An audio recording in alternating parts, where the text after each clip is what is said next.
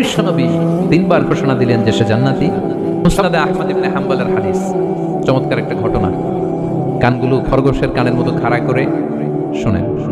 আল্লাহ রাসূল সাল্লাল্লাহু আলাইহি ওয়াসাল্লাম কোন একটা মজলিসে একজন আনসারী সাহাবীর ব্যাপারে ঘোষণা দিল, বলল এখন যে সাহাবী এসে বসবে সে সাহাবী জান্নাতি। আনসারী সাহাবী এসে বসলো, সবাই তো অবাক, আমাদের কারো ব্যাপারে বিশ্বনবী এই কথা বলল না, এই আনসারী সাহাবী জান্নাতি। আবার কয়েকদিন পরে আরেকটা মজলিসে বিশ্বনবী আবার ঘোষণা দিলেন, এই মুহূর্তে এমন একজন সাহাবী এসে এইখানে বসবে, এই সাহাবীটা জান্নাতি। সবাই খেয়াল করে দেখলো, আগের মজলিসে যেই লোকটাকে বিশ্বনবী জান্নাতি বলে ঘোষণা দিয়েছে, আজকেও ওই সাহাবী এসে ওই জায়গায় বসেছে। তৃতীয় দিন আবার বিশ্বনবী বললেন, এখন একজন সাহাবী এখানে এসে বসবে, সে জান্নাতি। সবাই খেয়াল করে দেখলো, ওই সাহাবীটাই আবার এসে বসেছে। সবাই অবাক, কি আজীব, কি আছে এই সাহাবীর মধ্যে, যে সাহাবীর ব্যাপারে খুব বিশ্বনবী তিনবার ঘোষণা দিলেন যে সে জান্নাতি। সবচেয়ে বেশি অবাক হয়েছিলেন সাইয়েদনা আব্দুল্লাহ ইবনে আমর ইবনে আল-আস। মনে মনে ভাবলেন, এটা তো চারটিখানে কোনো কথা না, বিশ্বনবীর অ্যানাউন্সমেন্ট। দুনিয়ার বুকে বিশ্বনবী তিনবার এই আনসারী সাহাবীকে জান্নাতি বলে ঘোষণা দিয়েছে, নিশ্চয়ই এই সাহাবীর এমন বিশেষ কোনো আমল আছে, এমন বিশেষত্ব আছে যেটা আমাদের মধ্যে নাই। যেমন করেই হোক এই সাহাবীর ভেতরের সব খবর আমার জানতে হবে। সাইয়েদনা আব্দুল্লাহ ইবনে আমর ইবনে আল-আস একবার পরিকল্পনা করে ওই সাহাবীর বাড়িতে চলে গেলেন, যে বললেন, ভাই আমার আব্বার সাথে কয়েকদিন ধরে ঝগড়া, আমার ঘরে থাকতে মন যাচ্ছে না, তোমার বাসায় মেহমান হয়ে এসেছি, যদি তুমি অনুমতি দাও তোমার বাড়িতে 3 দিন মেহমান হয়ে আমি থাকতে চাই। কয়দিন শুনতেছেন? ওই আনসারী সাহাবী বলে, আহলান ওয়া সাহলান, খুশ আমদেদ, এ আমার সৌভাগ্য, আমার মেহমান হয়ে আপনি থাকবেন, আসেন আমার ঘরে থাকেন, এই ঘরে আমি থাকি, আর এই ঘরটা মেহমান হিসেবে আপনারে দিয়ে দিলাম, থাকেন। এবার আব্দুল্লাহ ইবনে আমর ইবনে আল-আস খুব ভালোভাবে ফলো করতে লাগলেন, কখন এই আনসারী সাহাবী কি করে। 1 দিন, 2 দিন, 3 দিন পর্যন্ত ফলো করার পরে সাইয়েদনা আব্দুল্লাহ ইবনে আমর ইবনে আল-আস এমন কোন বিশেষ আমল এই সাহাবীর মধ্যে খুঁজে পায় নাই। 3 দিন গভীরভাবে পর্যবেক্ষণ, অবজারভেশনের পরে বিশেষ কোনো আমল ওনার চোখে পড়ে নাই। এবার 3 দিন পরে তো চলে যাবার পালা, ঠিক কিনা? এবার তিনি সোজা সাপটা আনসারী সাহাবীর কাছে যে ভিতরের কথা খুলে বলে ফেললেন, বললেন, ও ভাই, আসলে আমার বাবার সাথে এমন বড় কোনো ঝগড়া আমার হয় নাই, যে কারণে বাড়ি থেকে বের হয়ে তোমার মেহমান আমার হওয়া লাগবে, আমি বিশেষ এক উদ্দেশ্যে এসেছি। কি উদ্দেশ্য? আব্দুল্লাহ ইবনে আমর ইবনে আল-আস এবার বলতে আরম্ভ করলেন, আমরা খেয়াল করেছি 3টা মজলিসে বিষ্ণু ঈসা ইসলাম তোমাকে জান্নাতি বলে ঘোষণা করেছে, তাই আমি জানার জন্য এসেছি তুমি এমন কি আমল করো যে কারণে বিশ্বনবী ঘোষণা দিলেন যে তুমি জান্নাতি। কি এমন বিশেষ আমল আছে তোমার, আমার একটু বলো, আমি ওই আমল করে জান্নাতি হতে চাই। আল্লাহু আকবার।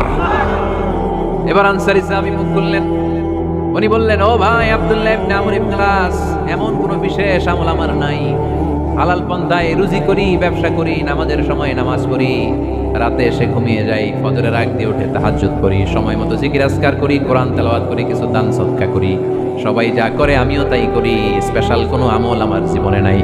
তবে আব্দুল্লাহ ইবনে আমর ইবনে আল-আস, শুনে রাখো, একটা কাজ আমি প্রতি রাতে করি, হয়তো বা এই কারণেও বিশ্বনবী আমার ব্যাপারে এমন ঘোষণা দিতে পারে। আব্দুল্লাহ বললেন, ও আনসারী সাহাবী, কি কাজ তুমি করো?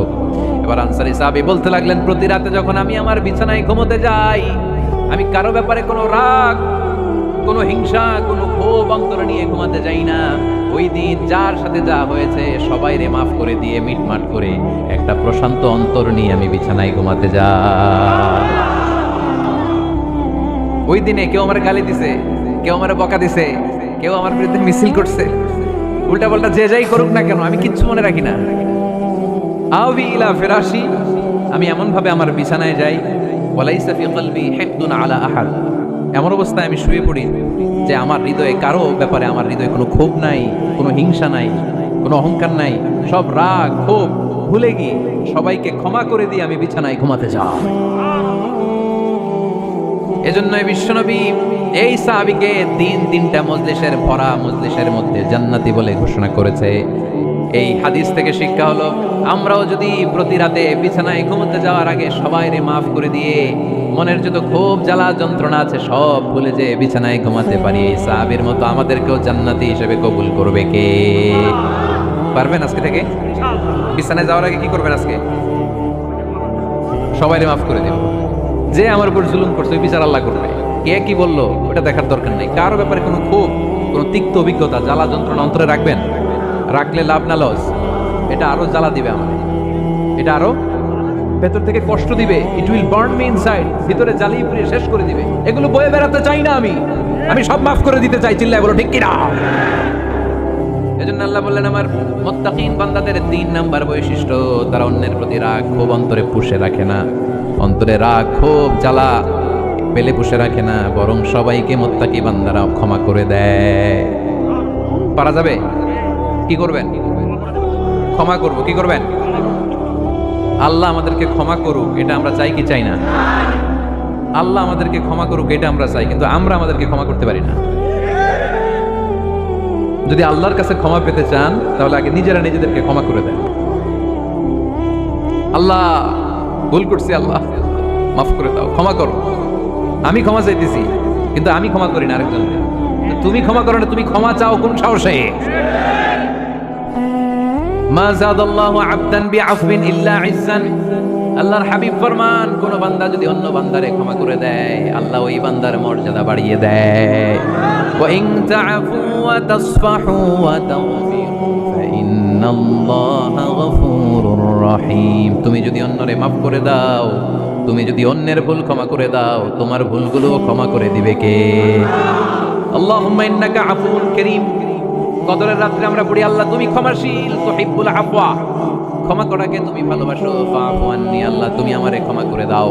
আল্লাহর ক্ষমার জন্য দিনরাত চোখের পানি ছেড়ে আমরা কাঁদি, কিন্তু অন্যরে ক্ষমা করতে চাই না। কথাটা বুঝতে পারছেন?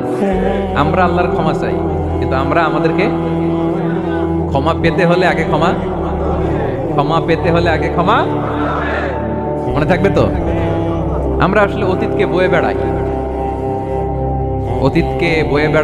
অতীতকে ভুলতে চাই না। কোন বছর কে আমারে মারছিল ওইটারে মনে রাখছি। কোন 20 বছর আগে আমারে অপমান করছিল মনে রাখছি, তোরেও আমি অপমান করব। তুই আমারে মারছিলি, তোরেও মারুম। মনে রাখিস, দেখাই দিমু। তো এই দেখেন, খেয়াল করে দেখেন, 20 বছর আগে কোথায় আমার অপমান করছিল ওইটা আমি ভুলি নাই, মনে রাখা দিছি। তার মানে 20 বছর ধরে এটা জ্বলতেছে। এদিকে ক্ষতি কি আমার না অন্য কারো? এগুলো ভিতরে জ্বলে, প্রতিহিংসার আগুন আপনারে জ্বালিয়ে দিবে। প্রতিশোধ নেয়ার আগুন দিনকে দিন আপনারে জ্বালায়। আপনি যদি একদিন ওরে অপমান করেন, মারেন, ও একদিন জ্বলবে, মরবে, কিন্তু প্রতিদিন আপনি জ্বলবেন। চিল্লা এখন ঠিক কিনা? রাসূল সাল্লাল্লাহু আলাইহি ওয়াসাল্লাম ক্ষমা করে দিতেন। মক্কা বিজয়ের দিন সব কাফির মুশরিকগুলো আল্লাহ রাসূল সাল্লাল্লাহু আলাইহি ওয়াসাল্লামের পায়ের সামনে থারথার করে কাঁপছিল। সবাই ভেবেছে আমরাও যেরকম পাশান, মুহাম্মদ মনে হয় তাই করবে, আমাদেরকে এবার কচুকাটা করবে। আল্লাহর রাসূল মক্কার কাফির মুশরিকদের এই দৃশ্য দেখে ঘোষণা দিয়ে দিলেন, ইযহাবু লা তাসরিবা আলাইকুমুল ইয়াউম, আজকে তোমাদের উপর আমার কোনো প্রতিশোধ নাই। ইযহাবু ফাআনতুমুত তালাকা, আমি তোমাদেরকে স্বাধীন করে দিলাম। ঐতিহাসিকরা বিশ্বনবীর এই বিশাল দিলদরিয়া দেখে অবাক হয়েছে। তারা বলতে বাধ্য হয়েছে, in the long history of the world there is no instance of magnanimity and forgiveness which was showed by Muhammad sallallahu, when all of his enemies laid under his feet and he forgave them one and all. পৃথিবীর ইতিহাসে ক্ষমার এরকম নজির কোন মানুষ দেখাতে পারে নাই। যখন তার ঘোর শত্রুরা তার পায়ের সামনে বসে থারথার করে কাঁপছিল, তিনি চাইলেই পিষে মারতে পারতেন, কিন্তু তা না করে তিনি ক্ষমা করে দিয়েছেন। এজন্য কি করবেন? ওয়ালা আফিনা আনিন নাস। মুত্তাকি বান্দার 3 নাম্বার বৈশিষ্ট্য, মুত্তাকি বান্দারা ক্ষমা করে দেয়। তারা মনের মধ্যে হিংসা, রাগ এগুলো পুষে রাখে না। সুবহানাল্লাহ পড়ে। যারা ক্ষমা করে এরা অনেক ভালো থাকে ভাই, জানেন? আপনি ক্ষমা করে দিলে আপনি শান্তিতে থাকেন। আপনি যদি আপনার ব্যাড এক্সপেরিয়েন্স, তিক্ত অভিজ্ঞতা, কে আপনার গালি দিছিল, কষ্ট দিছিল, সবসময় এগুলো বয়ে বেড়ান, it will burn yourself inside. এগুলো আপনার ভিতরে জ্বালায় পড়ে ছারখার করে দিবে। আর যদি ভুলে যান, জায়গায় মাফ করে দেন, তাহলে শোধবোধ সব শেষ। আমি আছি শান্তিতে, ঠিক কিনা? আমরা শান্তি চাই কি চাই না?